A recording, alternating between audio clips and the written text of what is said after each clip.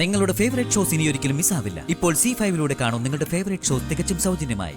അവര് നിങ്ങളെ ഉപദ്രവിക്കാൻ വന്നവരാ. അയ്യോ, എന്റെ ദൈവമേ! എന്നിട്ടും നിങ്ങൾക്കത് മനസ്സിലായില്ലേ? എനിക്കൊരു സംശയം തോന്നി, പക്ഷെ ഉപദ്രവമൊന്നും ഉണ്ടായില്ല. അതിനു മുൻപ് പോലീസ് അവിടെ വന്നു. പോലീസിനെ അയച്ചത് ഞാൻ തന്നെയാ. ഞാൻ ആ സമയം നെയ്യാറ്റിൻകരയിലായിരുന്നു. ഈ സമയം കൊണ്ട് അവിടെ ഓടിയെത്താൻ പറ്റില്ല. അതുകൊണ്ടാ ഞാൻ പോലീസിനെ അയച്ചത്. മോനെ ഈ വിവരം എങ്ങനെ അറിഞ്ഞു?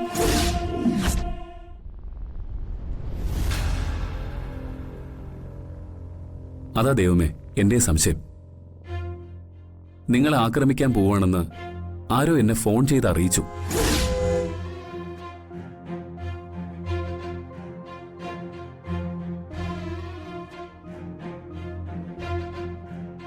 ഈ ന്യൂസ് എത്ര പെട്ടെന്ന് അങ്ങനെ ലീക്ക് ചെയ്തു? ആരിതിവനെ അറിയിച്ചു? ഇവരിത് ചെയ്യില്ല. ഇവക്ക് മീനാക്ഷിയോട് കടുത്ത പകയുണ്ട്. അതാരായിരിക്കും അങ്ങനെ ഫോൺ ചെയ്തത്? ശബ്ദം മാറ്റിയ അയാൾ സംസാരിച്ചത്.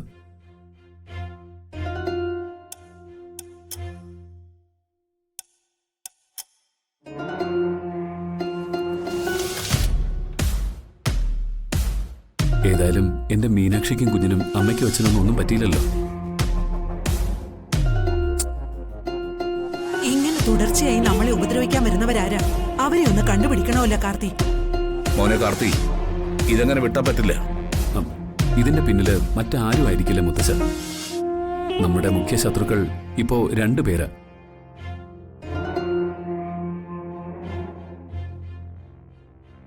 ഒന്ന് ഇന്ദ്രജ അമ്മായി, മറ്റൊന്ന് ആ ഗജ ഫ്രോഡ് വൈശാഖ.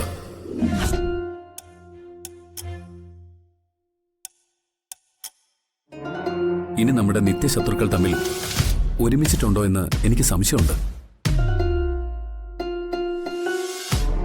എനിക്ക് വേറെ പല സംശയങ്ങളും ഉണ്ടിപ്പോ.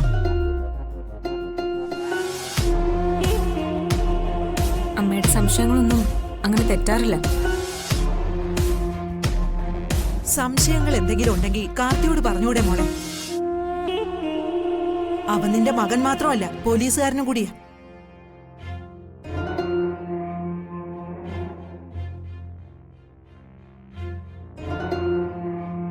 എല്ലാ തെളിവുകളും കിട്ടിയിട്ടേ ഞാനിതെന്റെ മകനായ പോലീസിനെ അറിയിക്കും.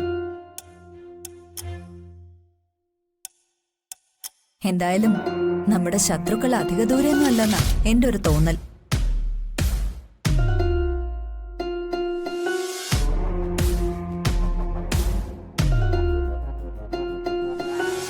മീനാക്ഷി, എന്നെ അറിയിക്കാതെ എന്റെ മീനാക്ഷി എവിടെയും പോകരുത്.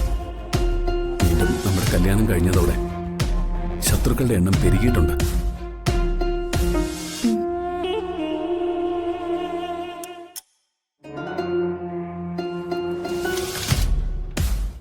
ശിവന് ഇവൾക്കും കുഞ്ഞിനും വലിയൊരു കാവലാണല്ലോ, വലിയൊരു മതില് പോലെ.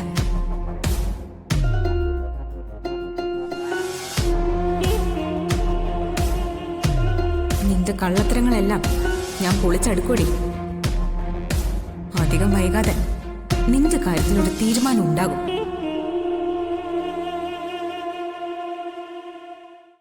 ഡൗൺലോഡ് ചെയ്യൂ C5 ആപ്പ്. കാണൂ എല്ലാ എപ്പിസോഡുകളും സൗജന്യമായി.